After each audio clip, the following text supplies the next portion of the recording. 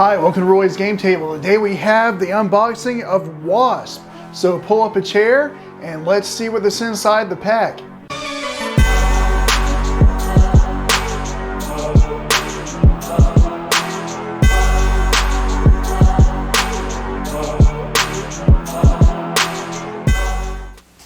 All right, here she is, Wasp, finally, at long last. And let's go ahead and dig into her pack so that we can see what we're getting.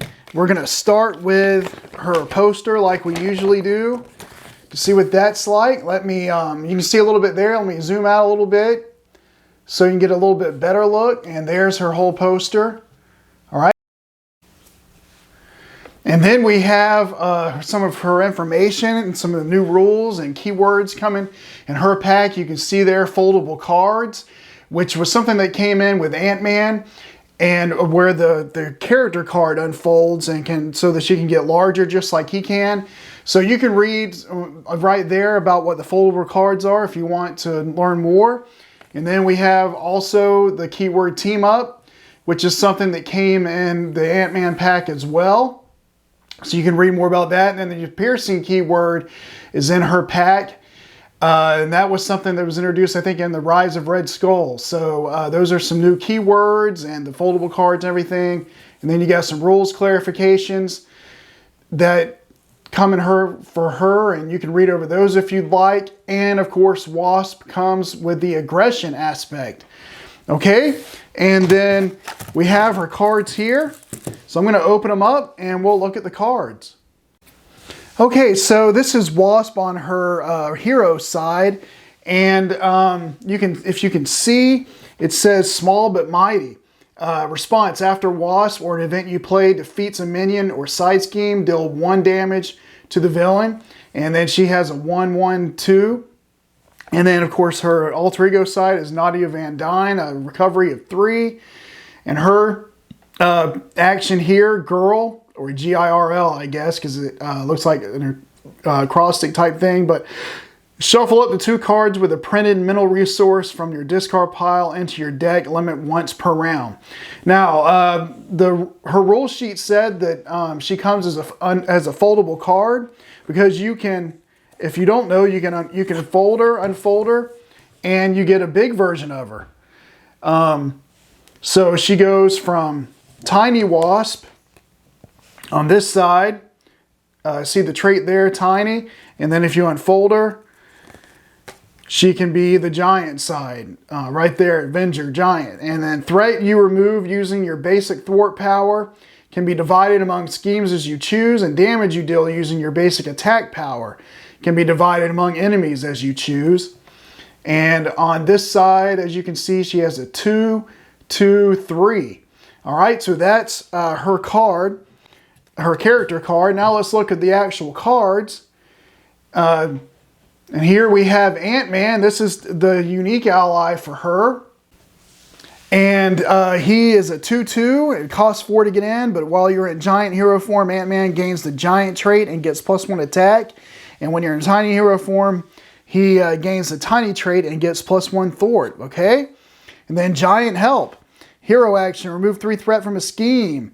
Remove a total of 4 threat divided among schemes as you choose, instead if you are in giant hero form. So this is one thing that I can already see is unique about Wasp. While she's in giant hero form, she can spread out her damage and her thwart, and this card is one that lets her do that. She gets 2 of those. Pinpoint strike. Hero action. And it says, deal 7 damage to an enemy. If you are in tiny hero form, this attack deals 1 additional damage to that enemy and gains overkill. Okay, and 3 of those. Rapid growth. When you use one of your hero's basic powers, change to your giant hero form and get +2 to that power for this use. All right, 2 of those. Wasp Sting, hero action. And so it depends on what form you're in, because if she's in giant hero form, deal a total of 4 damage divided among enemies as you choose. And tiny hero form, deal 5 damage to an enemy. So again, if she's in giant form, she can spread it out, but she can do a little bit more damage if she's in tiny. And she gets 2. And here we have Pin Particles, which was also a card that was in Ant-Man's deck. After you spin this card, heal 2 damage from your hero in giant hero form, or draw 1 card if you're in tiny hero form. All right, so there's 2 of those. And here we go, Wasp. Red Room Training. While you are in giant hero form, you gain Retaliate 1. While you are in tiny hero form, your basic attacks gain Piercing. And discarding a tough... So Piercing is that new keyword where you discard a tough status card before you deal the damage. So a good way to deal with enemies like Claw's guards without having to worry about the tough. Biosynthetic Wings. Wasp gains the aerial trait, and when you would take any amount of damage, if you are in tiny hero form, exhaust Biosynthetic Wings and prevent 1 of that damage. Her helmet. While you are in giant hero form, you get +1 thwart. While you're in tiny hero form, you get +1 attack. All right, now we're in the aggression cards that come in her deck. And we have Thor, Lady Thor, that is, Jane Foster. So if you're playing the hero Thor, you could put her into his deck because it has a different alter ego name. But she costs 4, has 4 hit points, a 1/2. And after you play Thor from your hand, deal 2 damage to the villain. 3 damage instead if you paid for this card using a fist resource. Wasp, Janet Van Dyne. So this can go in. This is in her starter deck, obviously, and it can go in there because it's a different alter ego name. But Wasp gets +1 hit point for each PEM counter on her, and when Wasp enters play, place 1 PEM count on her to a maximum of 3 for each energy resource you overpaid for Wasp cost. All right, into the fray. Deal 6 damage to a minion. For each point of excess damage dealt by this attack, remove 1 threat from the main scheme. So that is a great way for people like Hulk to be able to remove threat, because from what I remember playing him, it's been a while, but it's hard for him to remove threat, but this will help him. And it's to deal 6 damage. 1, 2, 3 of those. Surprise attack. After you change form, deal 3 damage to an enemy. 4 instead if you paid for this card using a physical resource. Sorry, 1, 2, 3 of those. And then just Power of Aggression. Boot Camp. It's a location. Play under any player's control. Max 1 per player. Each ally you control gets +1 attack. Okay, so 1, 2, 3 of those. Lie in Wait. This is a card that I saw spoiled a while ago, and one that I'm looking forward to because I enjoy playing Black Widow. And it's a preparation card for aggression. If you ever play Black Widow in aggression, it's max 1 per player. After a minion engages you, discard Lie in Wait. Deal 3 damage to that minion. All right, so you get 1, 2, 3 of those. Okay, and so we have a ally that is in the basic set, and she only costs 2. After you play Ironheart from your hand, draw a card. So you get an ally in play, and she replaces one of the resources you use to put her in play. Okay, not bad. Spider-Man. This is Miles Morales Spider-Man, so a different one than the Spider-Man Ally Justice, and he can go in Spider-Man Peter Parker's deck. But anyway, a 1/2. And after you play Spider-Man from your hand, choose Thwart or Attack. Spider-Man gets +2 to the chosen power until the end of the phase. Okay, Swarm Tactics. And this is similar to the one that was in Ant-Man's deck. It's a team up max 1 per deck, and they have to put that there because, again, this card is in Ant-Man's deck, and you can't put put both of them in Wasp or Ant-Man's deck, only 1 per deck. But anyway, change to your other hero form and ready your hero. All right, then just the double resources.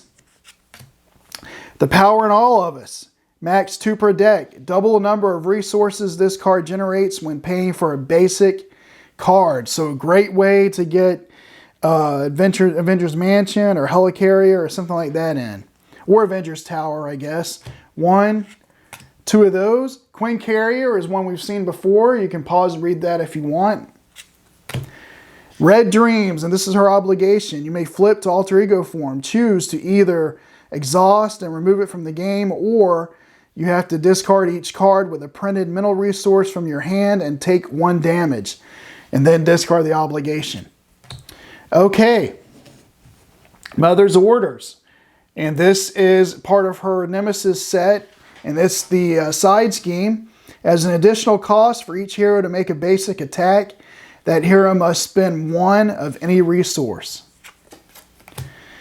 Okay, Beetle. And this is her Nemesis minion. She has Guard. When Beetle is defeated, choose to either spend a physical resource or shuffle Beetle into the encounter deck. So she could come back out if you don't want to spend that physical resource. Beetle Armor Mark IV. Attach to Beetle if able. If you cannot, attach to the villain. Attached character gets +4 hit points. Beetle Mania. When revealed, this card gains Surge. Or, that's it if you're alter ego. If you're in hero, Beetle attacks you with +1 attack. If no attack was made this way, this card gains Surge. And there was 2 of those. Okay, stop. So that means everything in front of this that we looked at already is in her basic deck. And in her Nemesis sets also before this. But all the cards that go into Wasp's basic deck comes before this one. Everything after this card are additional cards for Justice, Leadership, and Protection. Okay, Running Interference. Play only if your identity has the Avenger trait. Remove 2 threat from the main scheme, and remove X additional threat from the main scheme up to 3, to a maximum of 3, where X is equal to the villain's stage number. Okay, so 1, 2, 3 of those, all for 1. Deal 3 damage to an enemy and exhaust any number of Avenger characters you control. Deal 1 additional damage to the enemy for each character exhausted this way. 3 of those. Perseverance. After you change form, give your hero a tough status card. 3 of those. Athletic Conditioning. So discard 1 stun or confused status card from your hero. So that might be a good one to try to find to put in someone's deck in some of the heroes, because especially like She-Hulk, who relies a lot on her identity to be able to do damage and things like that. I find that when I play her, stuns and confuses messing me up a lot. So this could be good for her. But there are 3 of those. And that will do it for Wasp. I hope you enjoyed the video. If you did, please consider to like and subscribe, and make sure you hit the notification bell, because I will be doing some playthroughs with her deck, her starter deck, and then maybe building a couple of decks to show off a couple of games with her. So be sure to hit that notification bell so when those games comes out, you'll know when they're out, and also so that you'll know when any of my playthroughs are out. And until that time, I'll save you a seat at the table. Thanks for watching.